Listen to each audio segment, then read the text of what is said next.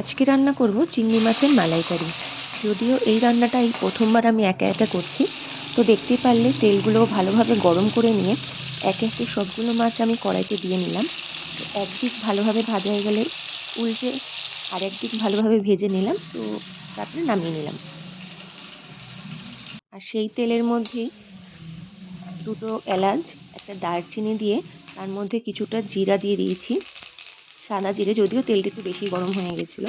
তো তার মধ্যে আদা জিরে বাটা দিয়েছি, দিয়ে সেটাকে ভালোভাবে কিছুটা নেড়ে নেব। তারপরে তার মধ্যে দিয়ে দেবো পেঁয়াজ বাটা। পেঁয়াজ বাটা দিয়ে ভালোভাবে সেটাকে নেড়ে নিতে হবে। তো এখন গ্যাসের ফ্লেমটা মিডিয়াম টু লো থাকবো। একটু ভালোভাবে সেটাকে মিশিয়ে নিলাম। তার মধ্যে দিয়ে দিলাম স্বাদ মতো লঙ্কা বাটা। লঙ্কা বাটা দিয়ে সেটাকে ভালোভাবে নাড়িয়ে নিতে হবে, মানে ভালোভাবে মিক্স করে নিতে হবে।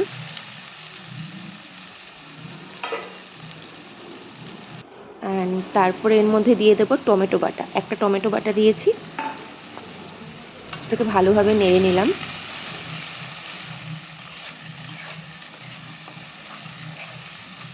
দেখতেই পাচ্ছ পুরোটা মিশ্রণ খুব ভালোভাবে নেড়ে নিচ্ছে, আর গ্যাসের ফ্লেমটা মিডিয়াম টু লো রেখে এটাকে পুরো মশলাটা করতে হবে।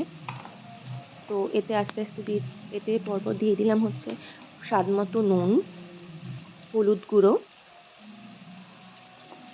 জিরে গুঁড়ো,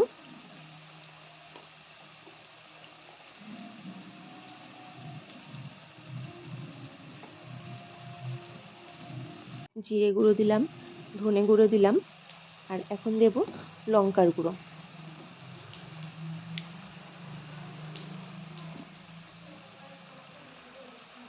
অ্যাকচুয়ালি এক হাতে ফোন ধরে ভিডিও করছি, তো তাই আমার মশলাগুলো দিতে একটু বেশি টাইম লেগে যাচ্ছিলো।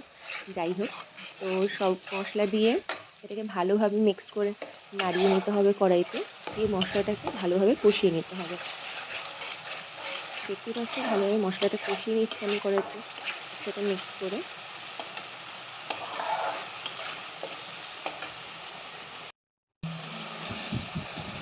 মশলাটা ভালোভাবে কষানো হয়ে গেলে, যখন দেখবে মশলা গায়ে থেকে তেল ছেড়ে দিচ্ছে এরকম, তার মানে মশলাটা ভালোভাবে কষানো হয়ে গেছে। এখন এতে দিয়ে দিলাম নারকেল দুধ। নারকেল দুধ দিয়ে এবার ভালোভাবে এটাকে নেড়ে নেবো। আসলে যে ফার্স্টেই বললাম তেলটা একটু বেশি গরম হয়ে গেছিলো বলে আমার জিরেগুলো, মানে আমার গোটা মশলাগুলো একটু কালো হয়ে গেছে। এটা নেক্সট টাইম খেয়াল রাখবো যেন না হয়। এটাকে প্লিজ অ্যাভয়েড করো। অ্যান্ড ভালোভাবে এটাকে নাড়াচাড়া করে নেবো। যখন একটু ফুটবে, মানে ফোটা শুরু হবে মিশ্রণটা, তার মধ্যে দিয়ে দেবো এক এক করে চিংড়ি মাছগুলো।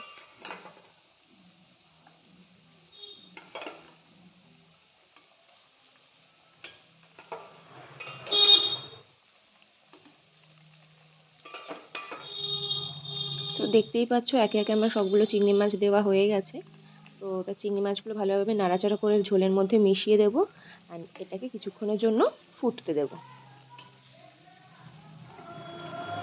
গ্যাসের ফ্লেমটা এখন হাই করে দেবো।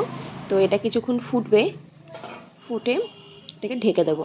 এবার এটা কিছুক্ষণ ফুটবে, তরকারিটা যেই ফোটা হয়ে গেছে, অ্যান্ড এর মধ্যে আমি লাস্টে দিলাম গরম মশলার গুঁড়ো খুব সামান্য, দিয়ে এটাকে ভালোভাবে নেড়েচেড়ে 2 থেকে 3 মিনিট পর এটাকে নামিয়ে দেবো। তো আমার তরকারি তো রেডি হয়ে গেছে। তো কেমন লাগলো সবাই প্লিজ কমেন্ট লাইক করে জানিও, অ্যান্ড থ্যাংক ইউ।